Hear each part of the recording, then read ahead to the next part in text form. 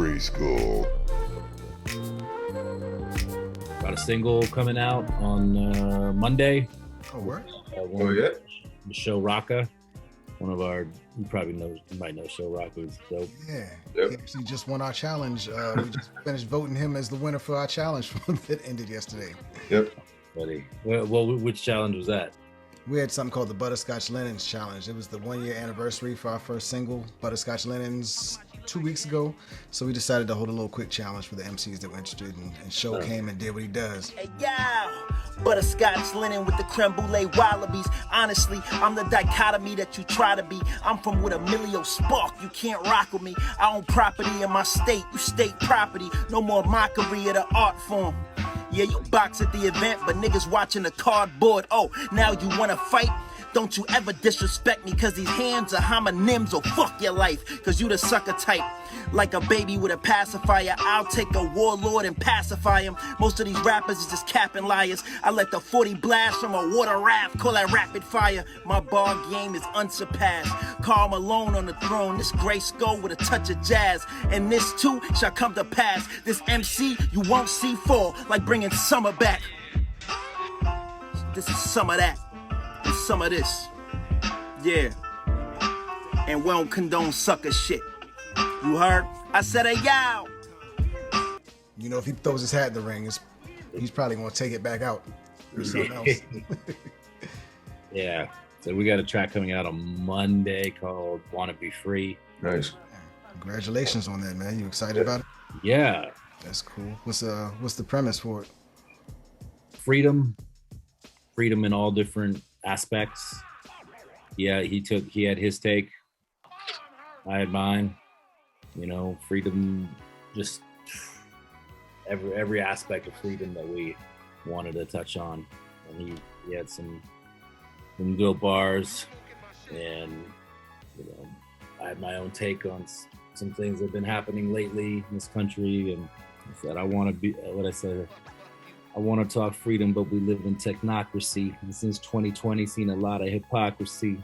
Been holding my tongue, yeah, I'm doing it consciously. I'm pissed off now. Say, here comes the honesty. That's the opening. No, we just go. Okay. Word. Who's on production? Oh, my guy, PhD Beats. Oh, PhD. he's dope. Yeah, I mess with him, man. His drums are really dope, man. He got super dope drums. Yeah, PhD, good. Yeah, that's dope. Yeah, PhD. He did this year I did a track with Masta Ace. It's not out yet, but PhD did that as well. Nice. In Showrock. So yeah, so he's gonna be on at least two of the projects. Nice. You know, Masta Ace keep coming up. His name is a staple for us. Yeah. Well, why do you think? I mean, we all kind of came up in that era. I think we all just have the symphony touched everybody from our crew, I'm sure, in a way that not many songs touch you. I mean, you got the symphony, you got scenario. You know, there's a few of those little posse joints that really just kind of grabbed the hearts and held on to people. So who had the best verse then?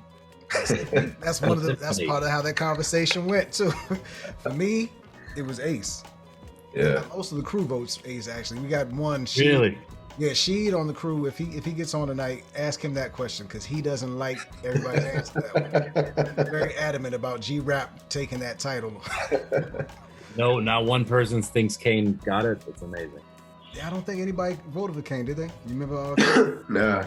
His voice was so. If you listen to like the way it was recorded, his voice was so rich. So I go a little back and forth. Ace is my guy. Like I could actually call him a friend now, which is crazy. But I G-Rap and Kane, to me, I kind of go back and forth.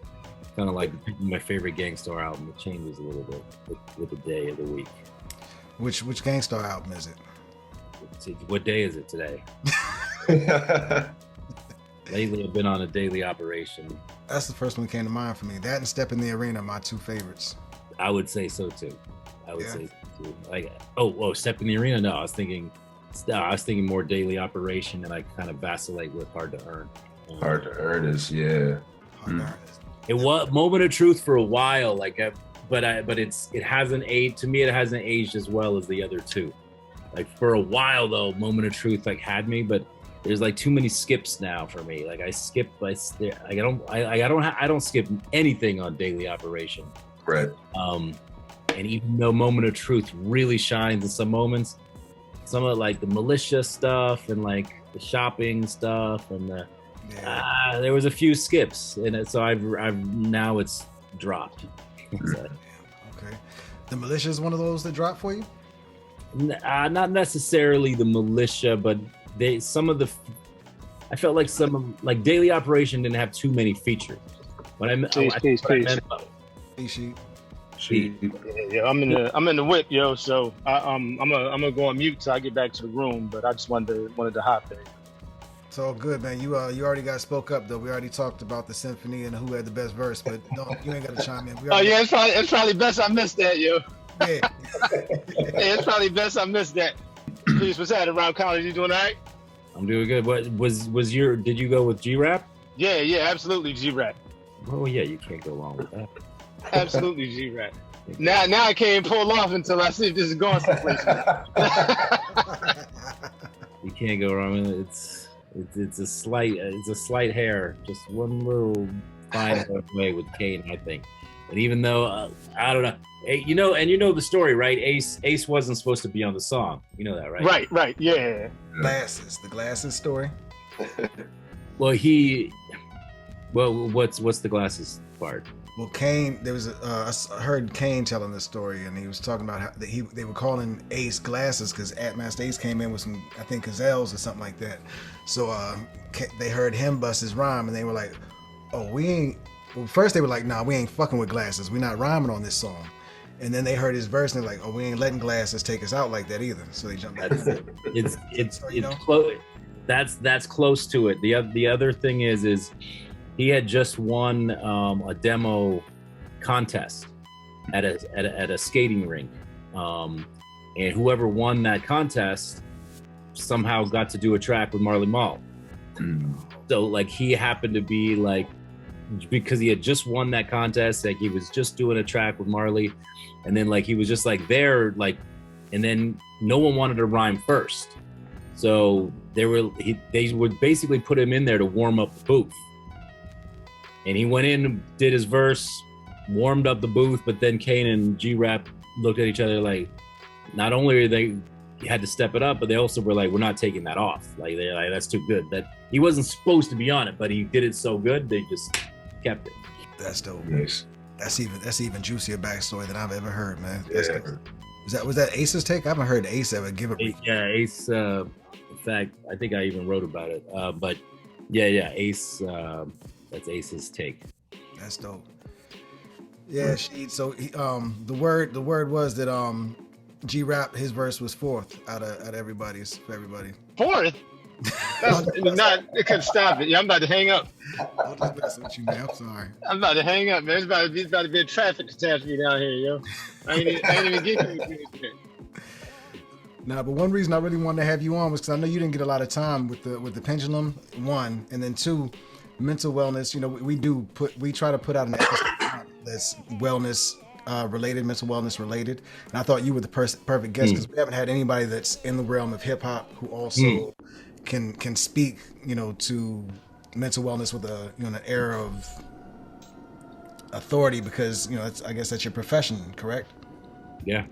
So I really wanted to make sure that we got a chance to touch on mental wellness and hip hop tonight too, but also just kind of shoot the breeze. Like one of the big things we missed last time, we got a little backstory on Cam, we got a little backstory on Chilla. Everybody knows Mickey's story, but we never really got into your story. So I really love to know like how you came, you know, to love hip hop. You know, kind of what your journey was, and you know, kind of walk through that. You cool with that? Yeah. Where's the start for you, man? When did you first fall in love with hip hop? You know, the cliche question. As long as it wasn't when you saw the hip hop Dalmatians were good, bro. Yeah, exactly. All right, so I'm from and grew up in California. So my introduction was really Bay Area hip hop. in the early 90s, late 80s, early 90s. So my beginning stages were like it was like we had like Young Black Brother records. Like I was really into like Mac Mall, Mac Dre, Too Short, like just very West Coast, because it was more regional at the time. Like I was listening to, you know, KMEL, which they weren't playing anything from anywhere else. You know what I mean? Like it was hard for me to get outside of that region in the beginning. Then I lived in Paris, France in 1994. And someone gave me a blank tape, and then I heard Fast Life. Fast Life actually came out in 95, but I started to hear artists that were outside of where I was from. And that's when I really started to fall in love with lyrics. And then when I heard Fast Life on the plane from France back to California, Nas, Cool G Rap's Fast Life, that was when it was over for me. That's when I said I wrote down every word. I started to study where the rhymes were falling. I said, wait a minute, hold on. And then hold on, this guy's doing in 2 bars, and this guy's coming back in and he's rhyming with his, and then the 4th bar's rhyming. I'm like, what the fuck? What is going on right now? And so I like studied it, and then you know, AZ, Do or Die. Like from then on, it was, everything became about unique, complex, and dope rhyme schemes and patterns, and it's never stopped since. Were you writing at that time already? That was when it started. But after, when I heard, but because of the influences, I wasn't writing anything complex until the deep dive into Fast Life. And then after that happened, then I'm like, oh shit, okay, I gotta change everything up. But yeah, I was writing, and then it just, from that time, it just got better and better. Were you already performing, or were you already putting out music at that time too, or were you just kind of doing it for yourself? No, I was what's called closet rapper, 100%. The Notebooks. Yeah, I really didn't start getting on stage until like the later 90s, when I started to go to these like slam poetry spots. Yeah. Because I could put the emotion in, you get on stage, spit it with the emotion and with the rhyme schemes, and everyone appreciated it, but I didn't have to be like pretending to be a rapper rapping over a beat, because that wasn't what I was comfortable with, especially at that time. So yeah, the performance started then, and then started to, by then I was putting out some albums. But yeah. That's dope. You didn't have to go through people questioning you about changing your style up or anything during that time, when you kind of changed up the way you were writing it, huh? No, well, it was, I didn't understand what you meant by that. Well, you know, when you said before you heard Fast Life, you were rhyming one way, and then after you heard Fast Life, you kind of changed up the way you were writing or the way you were rhyming. Yeah, so nobody had to complain about a change during that time. Nobody even heard the other stuff anyway. Like I said, that was in the closet days. It all late 90s. It really kind of like came together. But it's been, for artistically, it's been a journey. It's been a journey. Like anything from back then, like it pales to now. You know, like doing tracks with Mickey. You got a track with Mickey Fax, got a track with Masta Ace, got a track with Wordsworth. You know, all this stuff has like come in the last couple of years. It's a dream come true. It's a dream come true. That's really dope. Yeah. Big congratulations on that, man. Hey, thank you. You say if 10 people hear it, it doesn't matter, because you just want to get, and it's true. Like this is like the culmination of a lifetime of writing for me. Like these projects, like to know that I got on the track with these guys, and I'm like, I'm there. You're not saying, oh, like this is like nails on a chalk. No, you're like, okay, you're there. That's like the lifetime goal has been achieved that's it. Like I'm super, super happy about that. Yeah. Yeah, that's a big deal. Oh yeah. Yeah, and they're all concept all concept songs, you know, like the Ace song is about a writing utensil, the Wordsworth song, you know, everything's a super conceptual, because that's how we kind of all connect, you know, like Right. geek out on concepts and, you know, Really pushing those pens. yeah. The Mickey track is called Pen Game, actually. Ooh, that's nice. Okay. Y'all doing something with all the founders? Are there plans to do something with all the founders? Probably. I know I'm going to do something with Chilla and Cam, and we assume that if Mickey hears it, he's going to want to jump on it. So Yeah. I would assume so. Okay. Yeah, I even heard Rob hit some bars, man. Mm. Saw him on stage somewhere busting off some bars. Yeah. Was he rhyming on beat, or he was more doing like He poetry? was on a beat that I time. was on the beat. Yeah, I know exactly which one you're talking about. Yeah. I didn't know he rhymed. I don't think you could be in Pendulum Ink faculty if you don't have some kind of rhyme. If you can't do it, right? Hydro, is he going to come on tonight? Because isn't he kind of part of this? He is a part of the crew. He hasn't come on for these yet. We're kind of in a stage where we're going through a rebuild. We're kind of trying to decide what we're going to do with the video and how we're going to take it right now. So we're going kind of slow right now. You're the only guest we've had in about a month because we're backed up on guest episodes. We want to make sure we get them out in a timely manner, one, but two, we also want to make sure that we're doing this right and doing people justice by serving their content in the way it deserves to be served. You were important because you're in the mental health space on top of the fact that you're an MC. So, I mean, you're the gold nugget. Yeah. I'd love to break down a little more about what I do for Pendulum Ink, because it's kind of like I said, at the same time as the album Culmination happened, like this happened. So I was in the I'm a qualified mental health professional. For 15 years, I worked in Long Beach, Compton, and South Los Angeles, in the field, you know, going to homes, working with youth from ages about 3 to maybe 15, 3 to 16, and their families. So, you know, you can imagine, you know, it's real out there, and I did it for 15 years. And so I would incorporate hip hop into my sessions with those who were open to it, whether it was writing, just listening,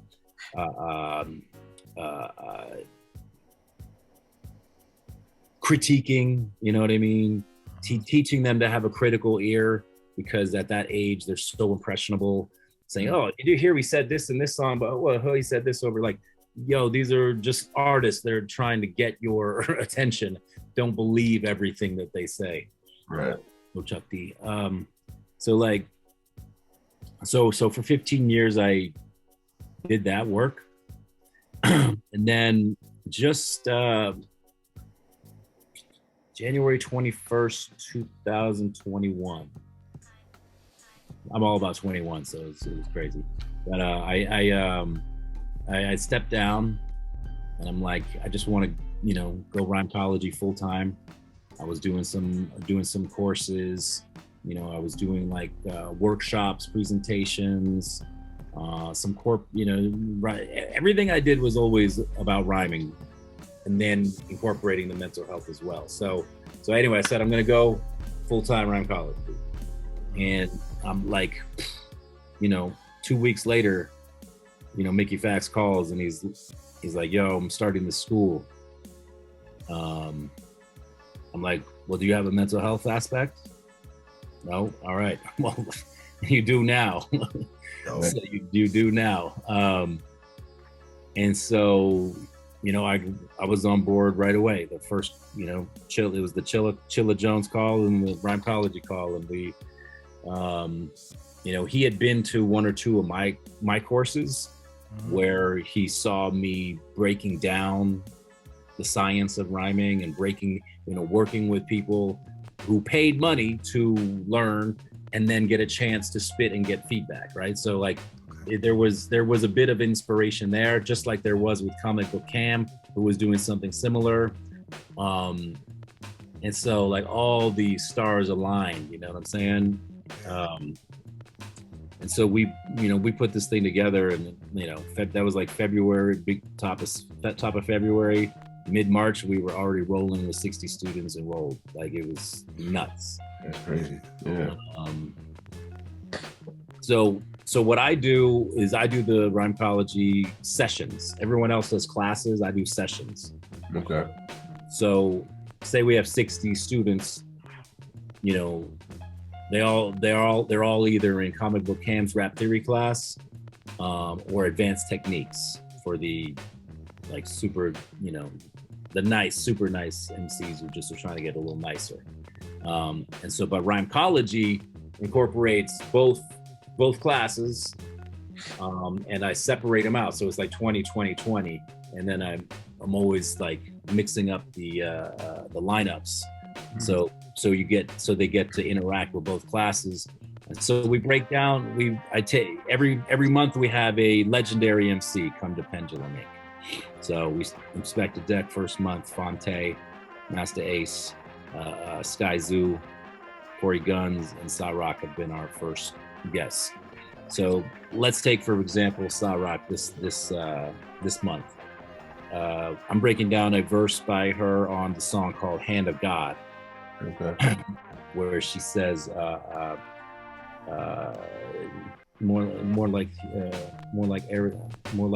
it's not arrogance, more like I'm exhuming pride. They tried to bury my self-worth and call it suicide.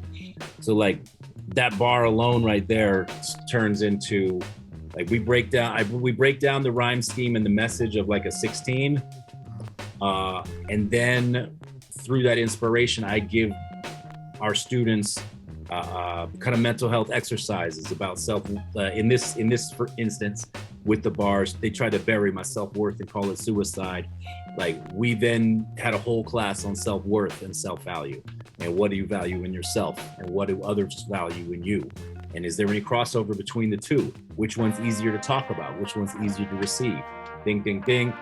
Now let's write a quatrain. Let's write 4 bars about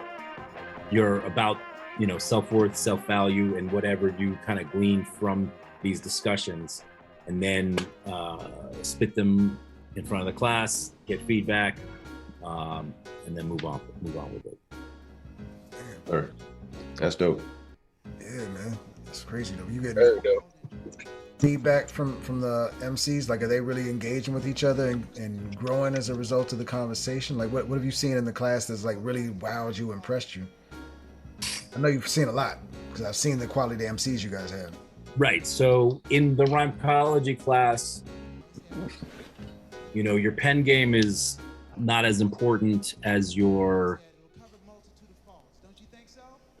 emotional availability, let's say. Right. So pretty much everyone in Pendulum can write their ass off. But if you're coming to Rhymecology, to be emotionally available is the key.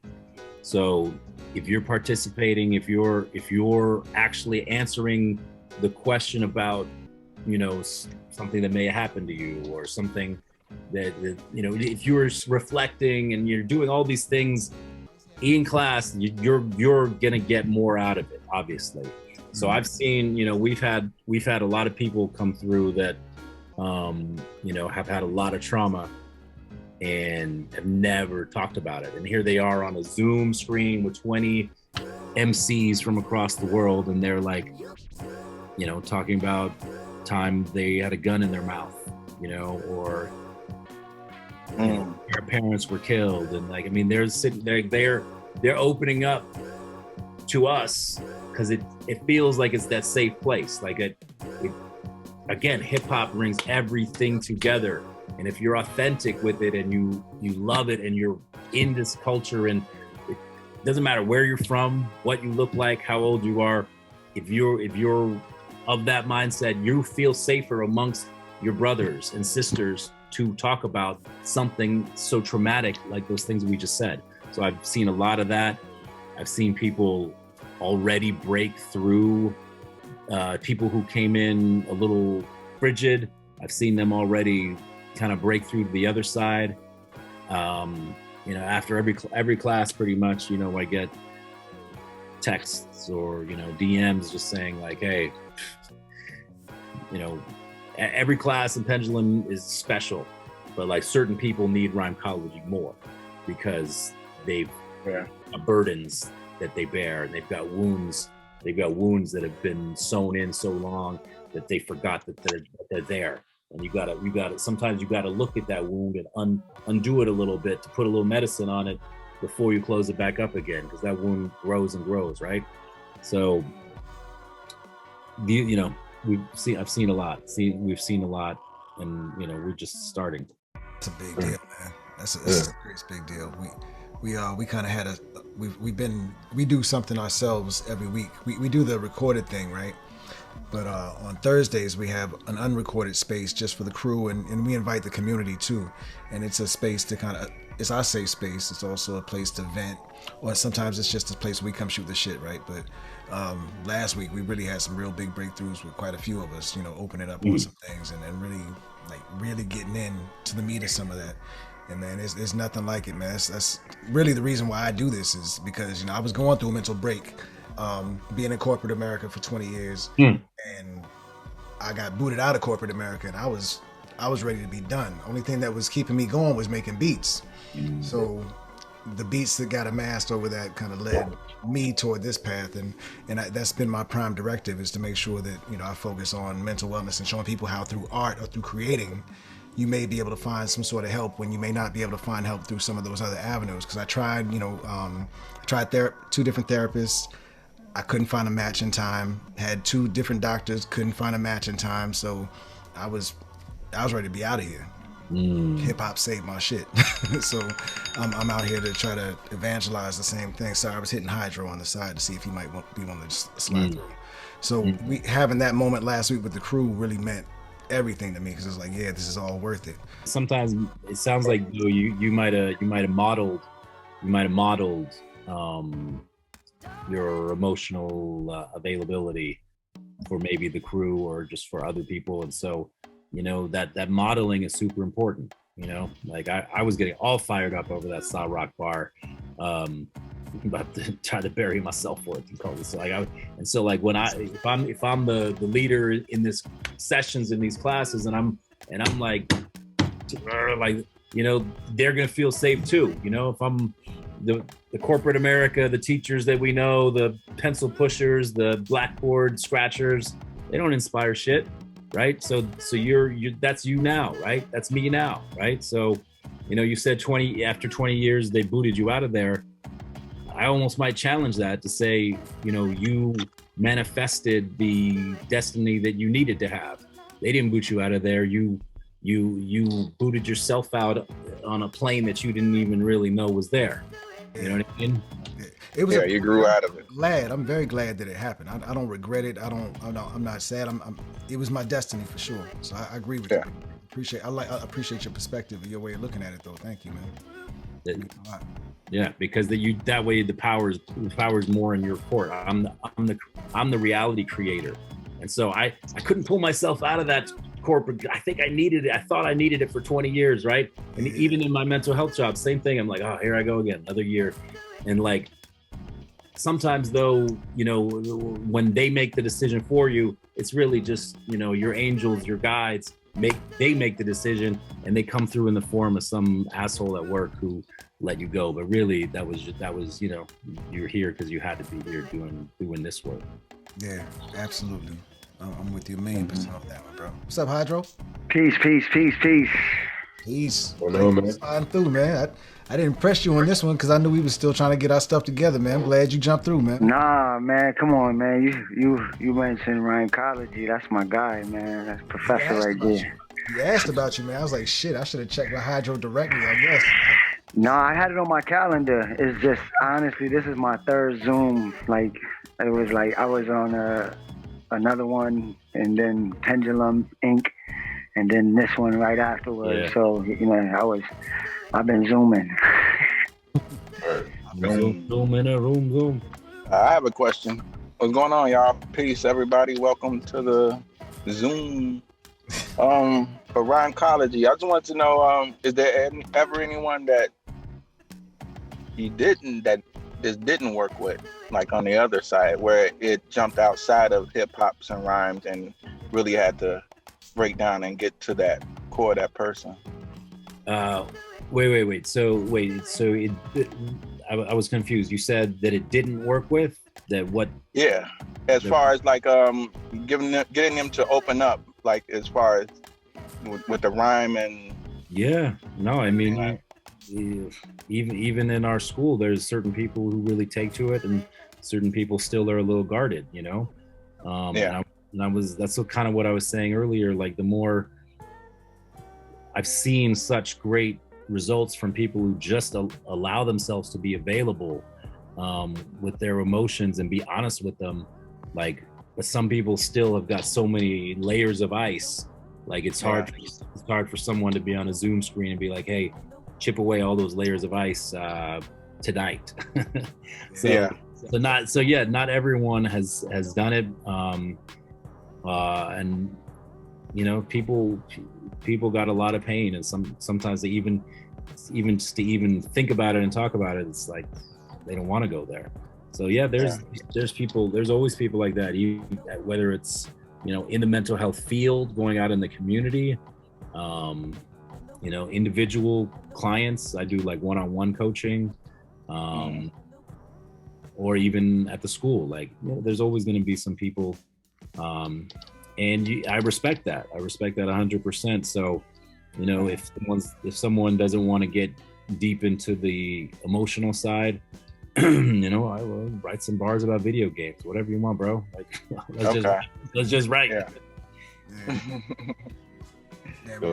I could tell you from just my perspective, like, just, y'all know, I've spoken to you guys here before, so you know my background and the trauma I've dealt with, you know what I mean, as well as Professor Jeff, now that we've been working in the same space. And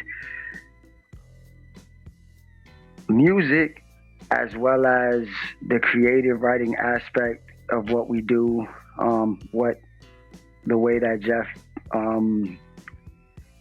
his style, his approach and his flow with his sessions and his classrooms are such that even if you're not participating vocally, because that's not easy to do either, like to come up with bars, like a lot we take for granted what we can do, but to come up with bars in like 10 minutes, 15 minutes, like four bars, 8 bars, I would imagine that some people are just, you know, as an MC, just like maybe not confident and wanting to share what they wrote or weren't able to.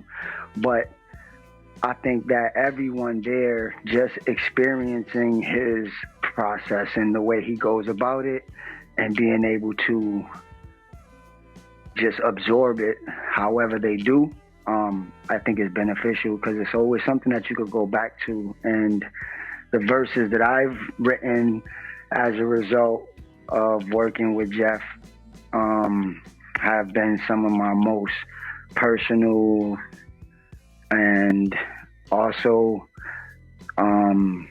most therapeutic moments with hip hop, which is crazy because I'm 41 and I've had many, I've written a lot and I've done a lot, but his way of going about it is very powerful, man, and it's stuff that I don't want to talk about. He knows this. I've told him before, yo, dog, I don't even want to rap about this, but I'm gonna do it because I know that I'm gonna feel better when I'm done doing it, because I've bought into and been around therapy.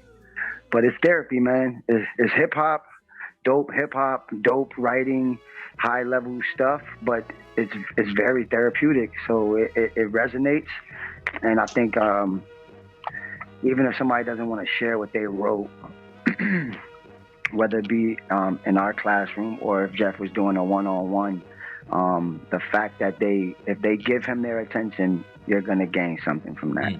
Word. Thank you, Audrey. Most definitely. Thank you. You know, you bring it out of us, man. Like, that's one thing about Pendulum Ink, and with just hitting on different things, you realize there's no writer's block. Sometimes we just don't know what to write about. So at least being able to translate and take some of the jewels from each professor, what everybody does, individually dope. You know, what he does and his approach to just breaking down bars from a nerdy aspect of just hip hop stuff to, you know, to digging a little bit deeper for deeper meanings, both technically and also deeper meanings, you know, with messages. That's a great perspective to hear from someone who's experiencing it right now. And, you know, Hydro's pen is crazy. And there's a lot of crazy pens at Pendulum, but you know what we're trying to go for is not, we don't want syllable robots, right? And we've always said that since the beginning. And so if you really embrace like the Rhymecology techniques, put that with a pen as crazy as Hydro's and some of these pensmen, like you're getting the best of both worlds. Because if you think about like what we grew up, it wasn't just techniques and this guy had 8 syllables rhyming 3-4 times, like it was feeling too. And so what the younger generation is lacking is the ability to make us feel, in my opinion. I don't think that they're making their generation feel as much as the artists who we grew up listening to. Now I know, you know, that they talk a lot about depression and suicidality and pills and stuff, but it feels more like it's like depressing sad rather than feel this and then feel better. You know what I mean? So it like when we put on, you know, Fight the Power or something, we were like ready to rock, right? Like, you know, like I don't know who's doing that today. You know, and so anyway, I'm not bashing, but I'm saying when what I'm trying to say is we have a responsibility to teach people with nice pens like Hydro and his pensmen and have them incorporate some emotion, have them incorporate some inspiration in that pen, and then spread that around and each one teach one, and it just, you know, balloons. So you teach about cadence, like putting emotion into the bars or into the line and all that too, like how to deliver each line with the appropriate emotion. Is that kind of what you touch on as well? I touch on the emotion as far as like the cadence and flow, and that's not where I go. I do what I do best. I let other people do the rest. I would say what Jeff does from his standpoint, where everyone is focused on more of the technicality of, are you displaying this technique? Are you scheming? Are you using multi-syllables? What Jeff is actually doing is like challenging you, and then like literally challenging you and then going into an exercise to say something within that technique. Like the technique is dope, but like it might sound good, but you can't just be rapping all the time. I'll call you out. Like if you do, first of all, we like to do quatrains because I should be able to tell a story in 4, right? If you look at all these things that we're breaking down, like there's a story in each 4, right? And then 4 of those makes a beautiful conceptual story in 16. So anyway, so we do 4, but if you're like, I will say like, okay, but what did that have to do with, you know, right. where was the, you know, just because like you can put 4 or 5 syllables together 4 or 5 times and then put a shadow box and, you know, all these techniques we have, that is amazing. Trust me, I love it with a passion. But I'm also trying to get a little more from you. It reminds me of I have a friend that he's a really good rapper. Sonically, you know, it sounds good outside. It sounds great a cappella. He can rap really fast. You know, he can go to Sun, Moon, and Stars and all that. But he recently dropped an album with 27 songs. And before he dropped dropped it, he called me. He was like, you know, you think what should I do? I said, well, you know, try putting out singles and stuff, you know. He's like, you know, so he rushes it and puts out the whole project. And one of the things I've always told him is like, you know, and it was so crazy that he dropped 27 songs. And I'm from Chicago, so there's a lot of gun violence. So his girlfriend had just gotten shot up. I mean, the car got shot up and all that stuff was probably like a month before he dropped it.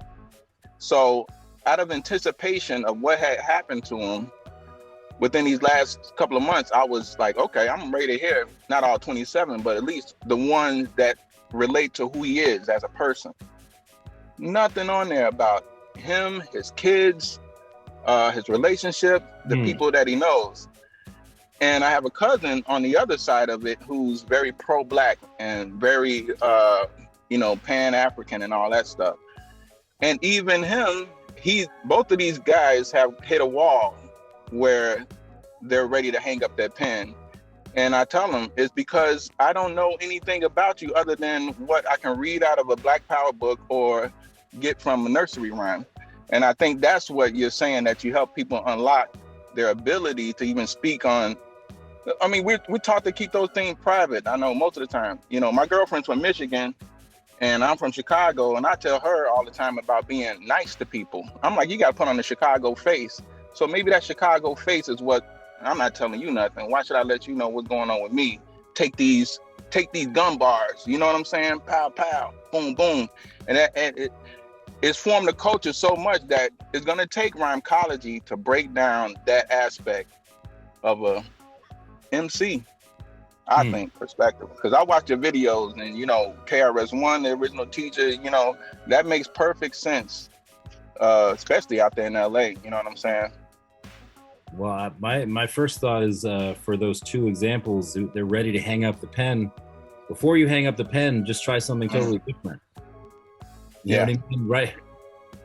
Like, you want to hang up the pen when you get bored of your own concepts and your own words and your own lyrics. It sounds like if they got 27 tracks with one title, with one kind of concept, that's going to be boring, right?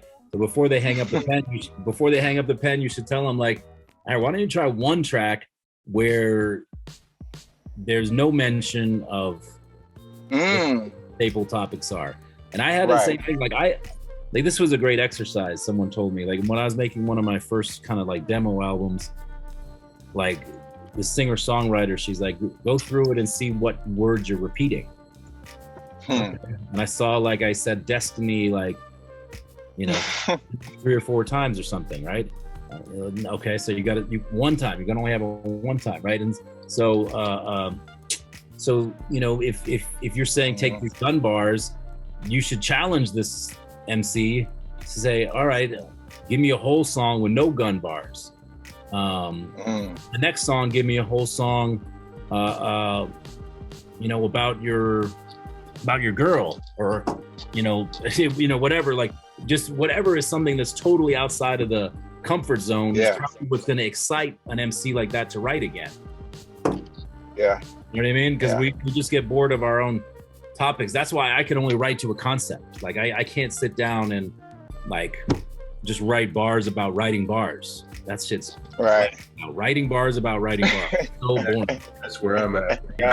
I've hit the opposite wall where I don't actually feel like writing anything that's not about me, that's not telling my story, that's not giving someone a piece of me, of who I am, who I was, or whatever. Like, that's the only thing I can write right now for whatever reason. And once upon a time, yes, I could just write the rapidy rap, you know, lyrical miracle stuff, but I have zero interest in it now. Like, I just can't.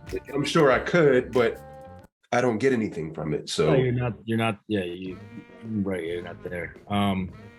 And like, so like we have constraints with, you know, we with this thing we call, you know, the constraints. And so like, so Mickey did a whole song where he didn't use the letter A, right? Like, what? And it was about the letter A, which is the craziest part. Like, it's interesting to write a song about where you don't use the letter A in any of your words, which is already crazy enough. but the whole friggin' song was about the letter A. Like, so what I'm saying is, if someone's getting bored with writing, just you need new concepts, new constraints.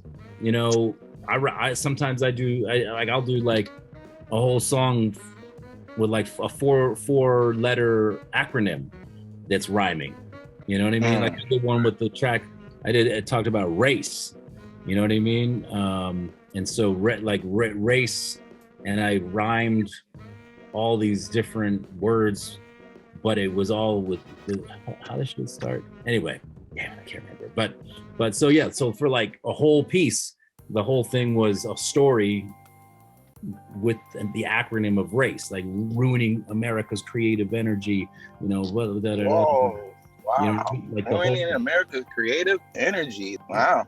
And there was a lot of them though too.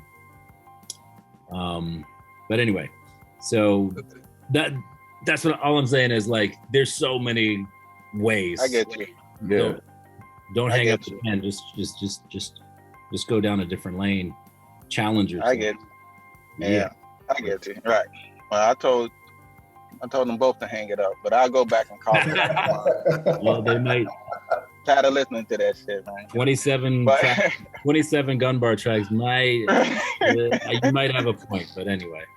Did you start as a rapper first and then go into the education system, or it was always? I mean, it's hard to ask that, knowing that how music is part of our lives anyway. So it's hard not to say, like, I mean, were you an MC? Probably it would be the better question. Were you an MC prior to?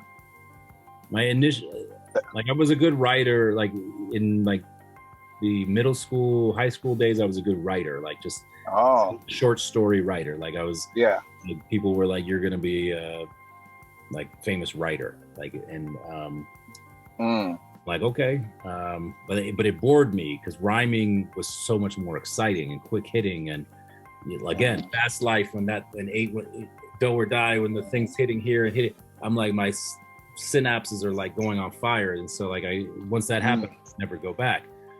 So I was a writer, and I was always writing. So I was just always a writer, but I wouldn't call myself an MC. And then I started doing like the slam poetry scene. So I was called the hip hop poet out here, you know, like the Def Poetry like all those guys that were on the Def Poetry Jam, the Russell Simmons show, with those were all like my peers. And then I've become more of an MC now, because I never was a rapper, right? You know, I was a lyricist straight to MC, I guess. Okay, gotcha. And so yeah, it was kind of it crossed over with the whole mental health field. Like I said, ironically, like just now, like I hit my prime with the music. There you go. Like just now, it's crazy. I don't know if you were on. He said he got to join in with Masta Ace. He got to join in with he got to join with Chilla, join with Mickey. So he's checking boxes, hitting all his dreams. He's living the life right now, man. Yeah, Wordsworth too, right? Rhymecology. Wordsworth. That's the one. Yeah, it's a good one. Oh, yeah. Napoleon the Legend, I got one with too.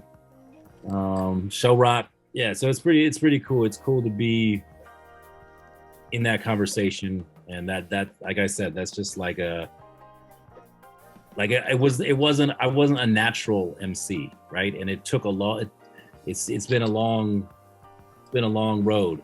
But my love for the writing, my love for rhyme schemes and patterns, the study of it, like it just never stopped. And you know, it led me to crazy places. Like I was like the resident poet for Fox Sports Radio for like 10 years.